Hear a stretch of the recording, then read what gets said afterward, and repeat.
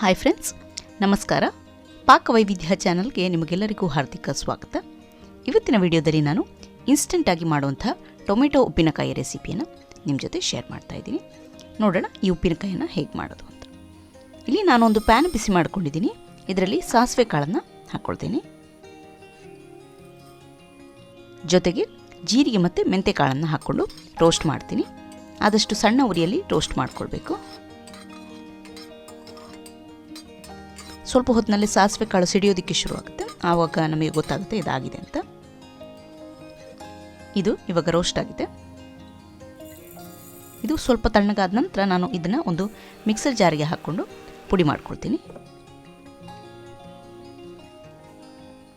ಇಲ್ಲಿ ನಾನು ಇನ್ನೊಂದು ಪ್ಯಾನ್ನಲ್ಲಿ ಸ್ವಲ್ಪ ಎಣ್ಣೆ ಬಿಸಿ ಮಾಡ್ಕೊಳ್ತೀನಿ.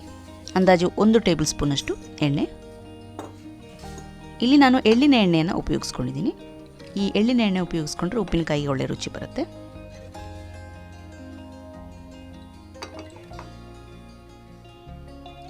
ಎಣ್ಣೆ ಬಿಸಿಯಾಗ್ತಾ ಇದ್ದ ಹಾಗೆ ಇದಕ್ಕೆ ನಾನು ಬೆಳ್ಳುಳ್ಳಿಯನ್ನು ಹಾಕ್ಕೊಂಡು ಫ್ರೈ ಮಾಡ್ಕೊಳ್ತೀನಿ.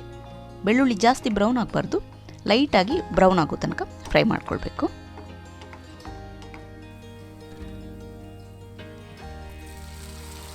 ಇಲ್ಲಿ ಬೆಳ್ಳುಳ್ಳಿ ಫ್ರೈ ಆಗಿದೆ.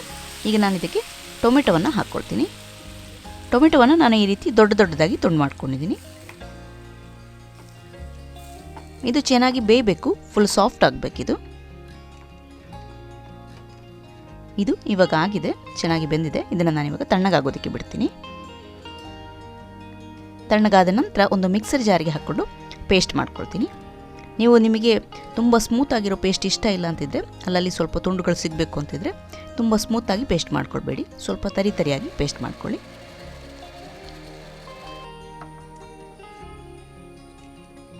ಈಗ ಟೊಮೆಟೊ ಪೇಸ್ಟ್ ರೆಡಿ ಇದೆ.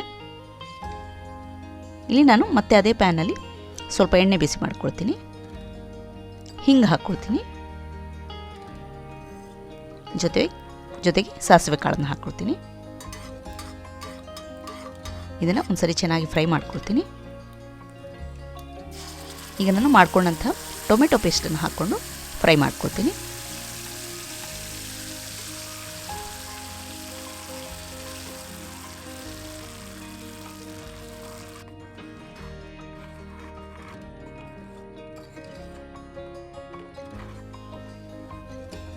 ಇಲ್ಲಿ ಟೊಮೆಟೊ ಪೇಸ್ಟ್ ಮತ್ತು ಎಣ್ಣೆ ಚೆನ್ನಾಗಿ ಮಿಕ್ಸ್ ಆಗಿದೆ. ಈಗ ನಾನು ಇದಕ್ಕೆ ಉಪ್ಪು ಸೇರಿಸ್ಕೊಳ್ತೀನಿ. ಇಲ್ಲಿ ನಾನು ಕಲ್ಲುಪ್ಪು ಉಪಯೋಗಿಸ್ಕೊಂಡಿದ್ದೀನಿ. ನೀವು ಬೇಕು ಅಂದರೆ ಪುಡಿ ಉಪ್ಪನ್ನು ಸಹ ಉಪಯೋಗಿಸ್ಕೊಳ್ಬೋದು. ನಾವು ಆವಾಗಲೇ ರೆಡಿ ಮಾಡ್ಕೊಂಡಿರುವಂಥ ಮಸಾಲೆ ಪುಡಿ ಮತ್ತು ಮೆಣಸಿನ ಪುಡಿಯನ್ನು ಹಾಕ್ಕೊಂಡು ಚೆನ್ನಾಗಿ ಮಿಕ್ಸ್ ಮಾಡ್ಕೊಳ್ತೀನಿ. ನಾನಿಲ್ಲಿ ಅರಿಶಿನ ಪುಡಿ ಹಾಕೋದನ್ನು ಮರ್ತಿದ್ದೀನಿ. ನೀವು ಅದನ್ನು ಕೂಡ ಈ ಟೈಮಲ್ಲಿ ಹಾಕ್ಕೊಳ್ಬೋದು. ಈಗ ಇದನ್ನು ಚೆನ್ನಾಗಿ ನಾವು ಬೇಯಿಸ್ಕೊಳ್ಬೇಕು. ಈ ಮಿಶ್ರಣದಿಂದ ಎಣ್ಣೆ ಸೆಪ್ರೇಟ್ ಆಗಬೇಕು, ಅಲ್ಲಿ ತನಕ ಇದನ್ನು ನಾವು ಬೇಯಿಸ್ಕೊಳ್ಬೇಕು.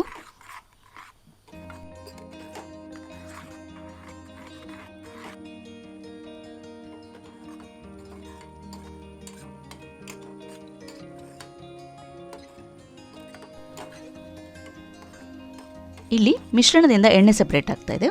ಉಪ್ಪಿನಕಾಯಿ ರೆಡಿ ಇದೆ. ನಾನು ಇದನ್ನು ಸ್ಟವ್ನ ಆಫ್ ಮಾಡಿಕೊಂಡು ಇದನ್ನು ಸಂಪೂರ್ಣವಾಗಿ ತಣ್ಣಗಾಗೋದಕ್ಕೆ ಬಿಡ್ತೀನಿ.